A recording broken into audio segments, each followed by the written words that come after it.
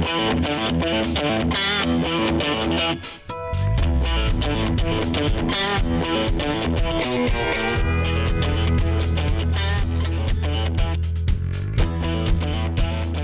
to Party Politics, where we prepare you for your next political conversation. I'm Jeronimo Cortina, a political science professor at the University of Houston. And I'm Brandon Rottinghaus, also a political science professor here at the University of Houston.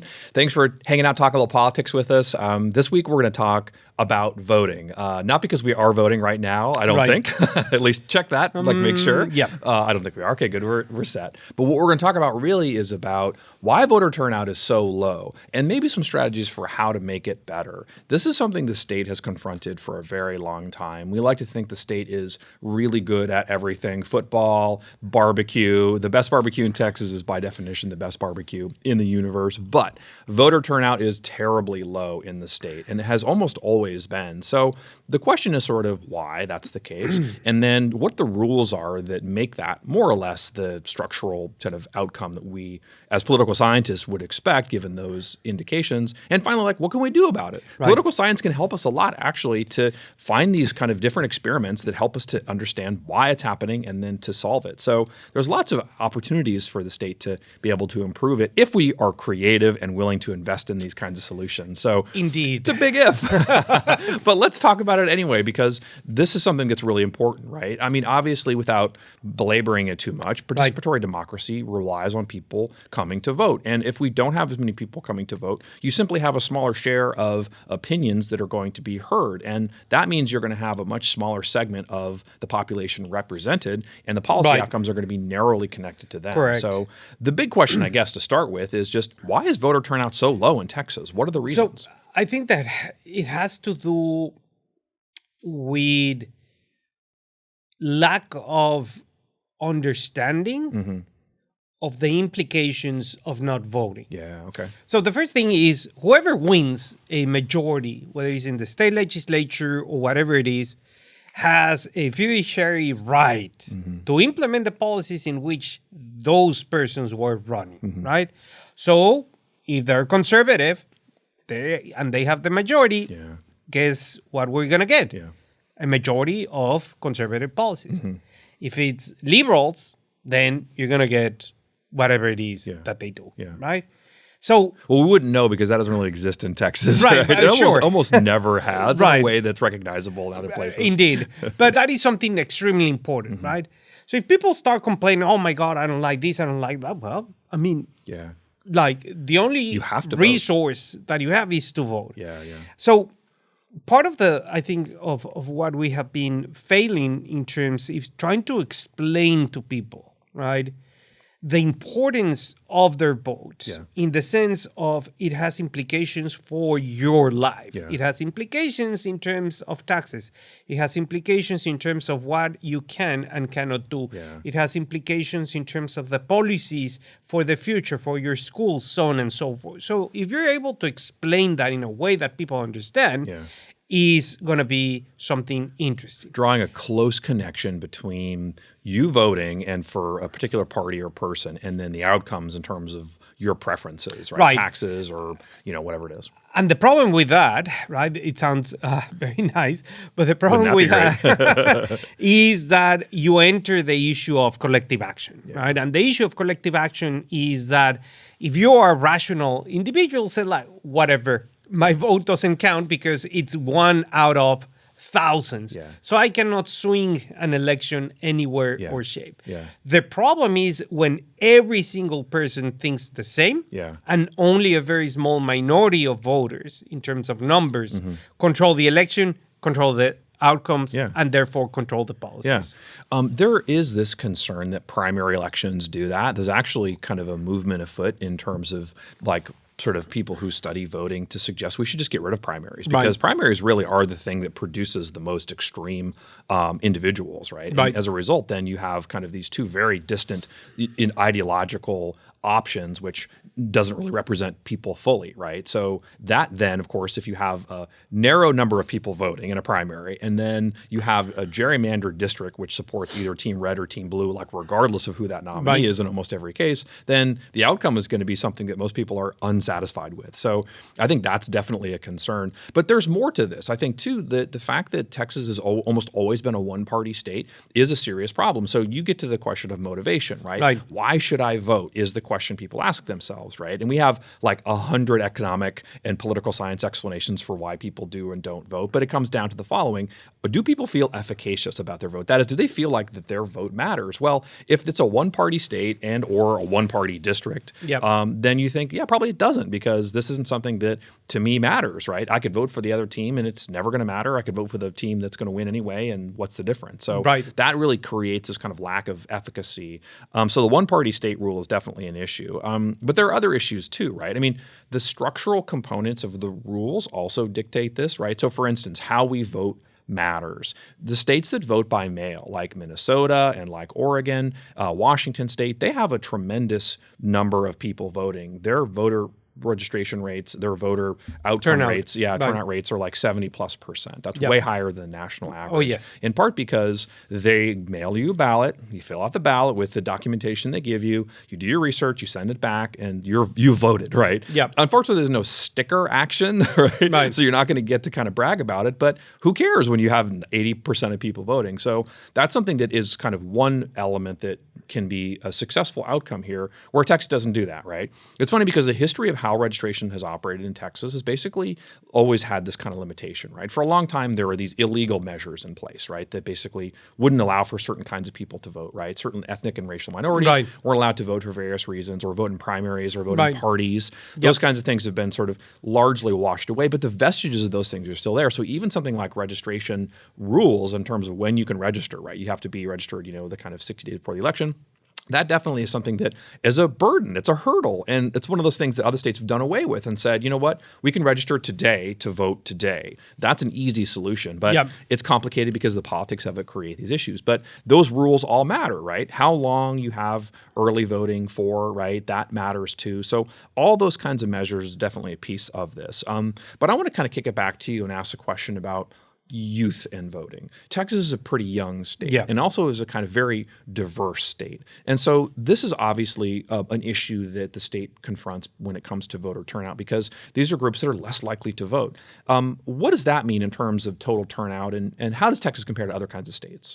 Well, I mean, it's extremely important because the norm is at the national level in every other state, younger people tend to participate at lower rates. That's normal. As you mature, then you start participating more. Yeah. But you get marriage, you get a mortgage, and you get money. Right? Those are the three things that you get that when you get older are better predictors of voting. Right.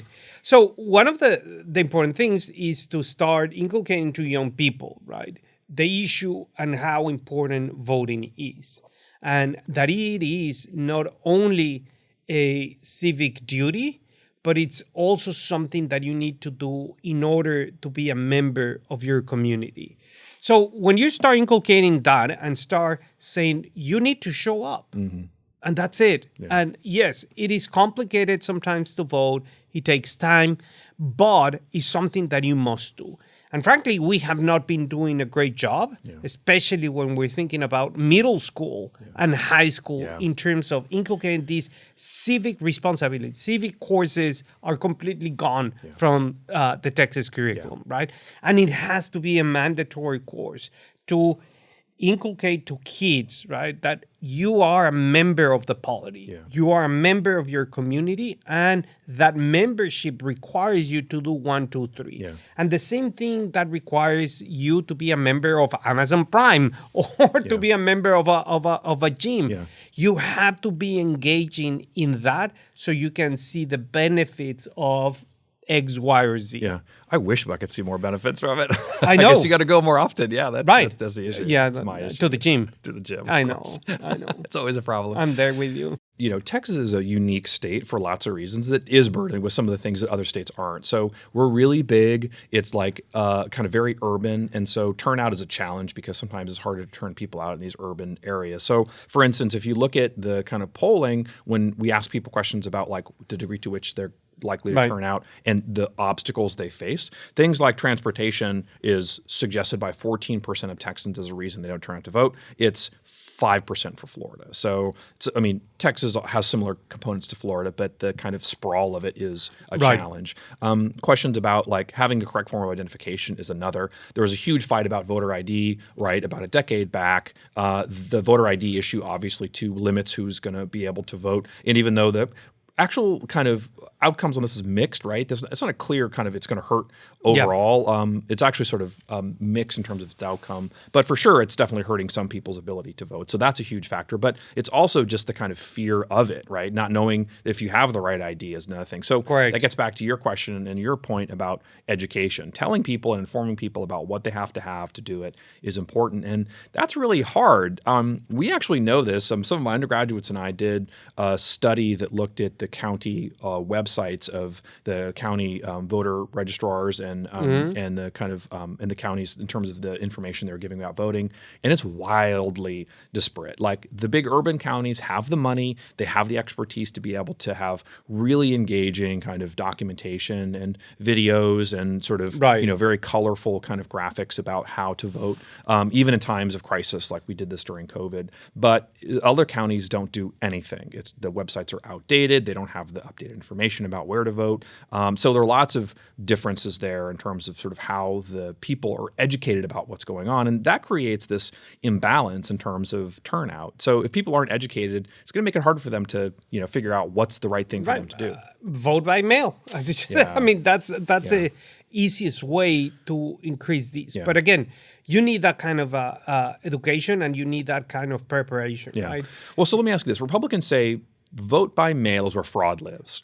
Is this true? And how true is it as a kind of consequence of, balanced with the outcome, which is, huge voter turnout?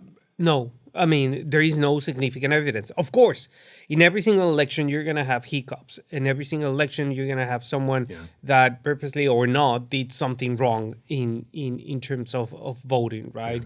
However, there is no significant evidence that voting by mail increases electoral fraud, right? We had that rhetoric in 2016, that election, it was like, no, do not vote by mail. But then in the 2020 election, we have differences. And then in the 2024 election, it was like, do vote by mail.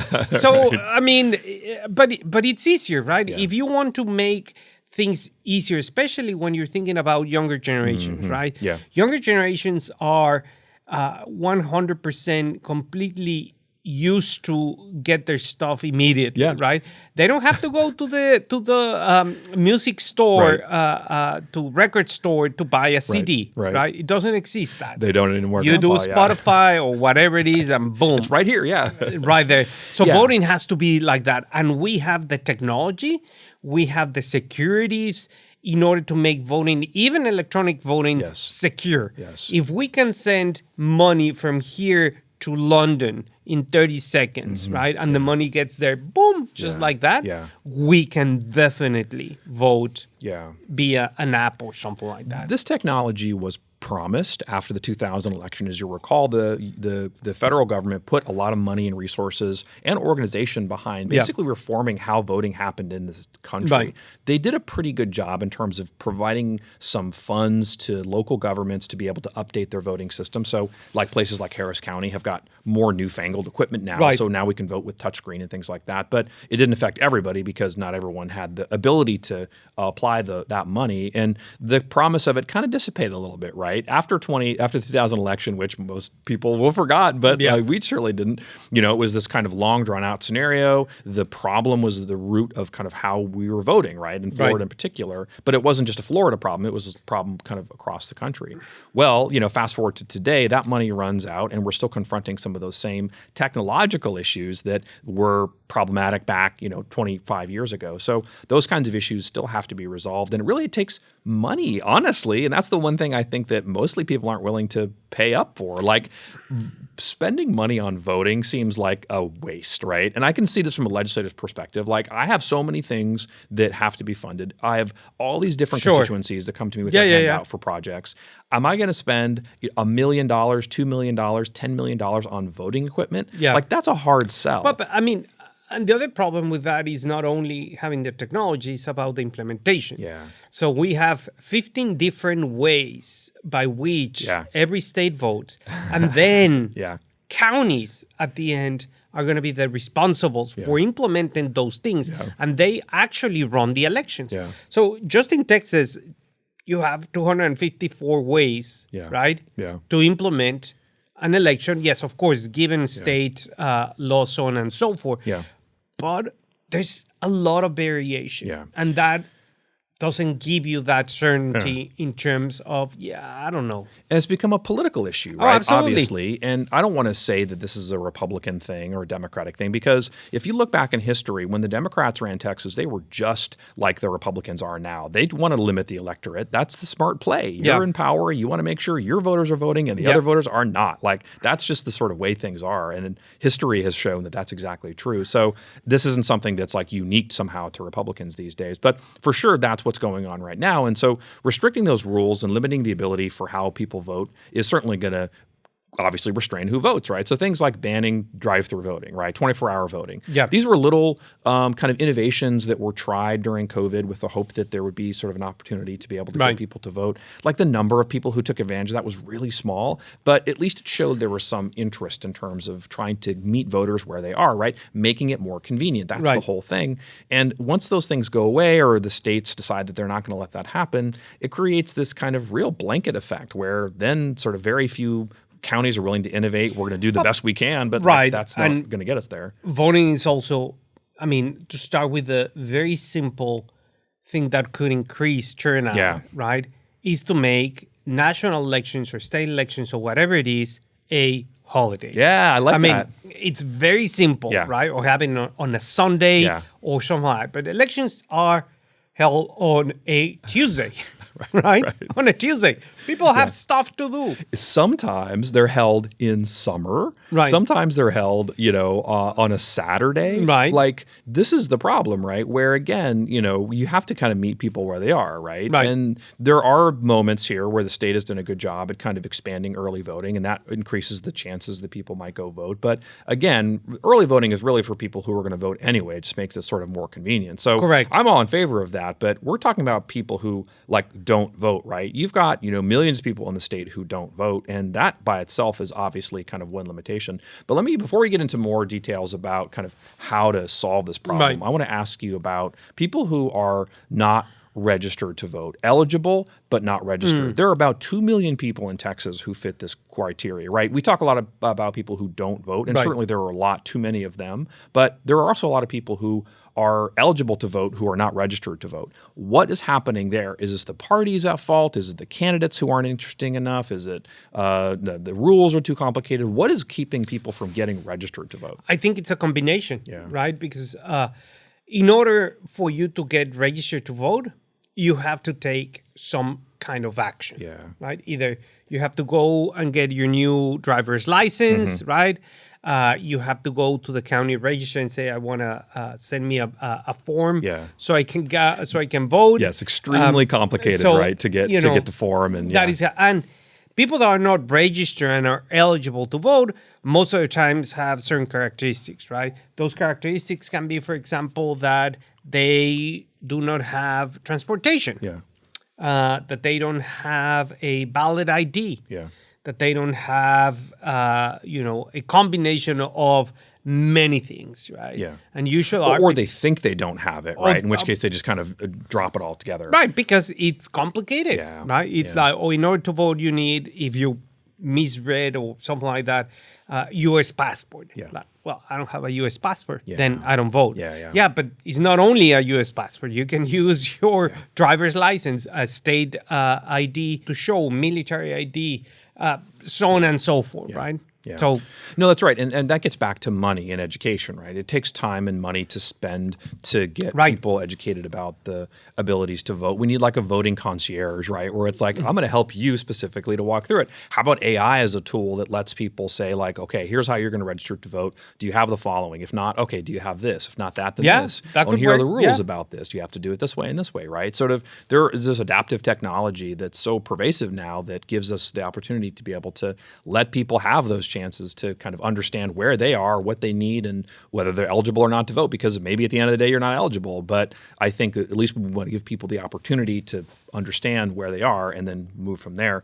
But let's talk more about this sort of opportunities to vote and to use political science and the kind of findings that people have had over the past couple of decades experimentally to see if it can move the needle. One thing that's interesting to me is that it's a very simple thing, but if you thank people for voting, they will vote. And I think that's a nice reinforcement mechanism, right? So what experiments do basically is like send a thank you card to people who have already voted saying, hey, you voted in the last election. Thank you so much. The next election's, by the way, coming up.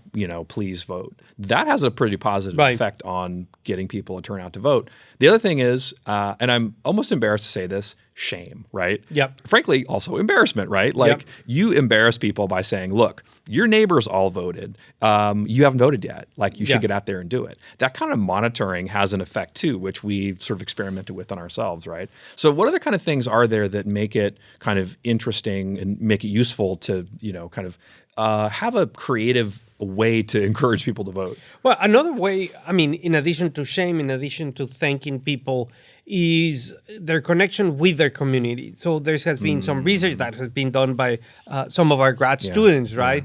Is connecting voters with their community and showing this is our community and this is how we're going to stay strong. So civic participation is one way of showing how that connection will motivate people to go out and vote.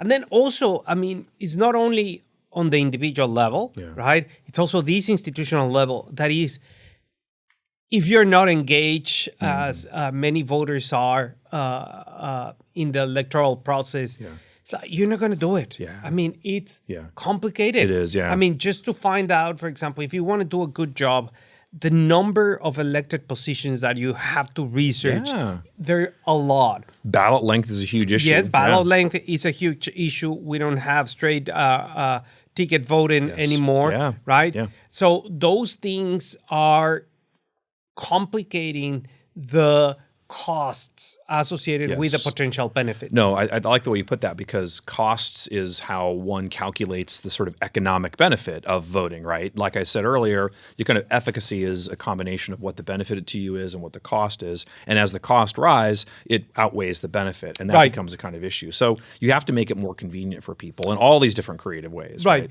Because the way that convenience is made is, and I always tell my students, right, when you're going to buy the next, headphone things, right, you do a lot of research. Right? You say, well, I'm going to the AirBots or whatever they call, or the little things that go inside the ear, or this or that, noise cancellation. You're still using like a big shell that connects to your turntable. Exactly. But nowadays we're with using the cable.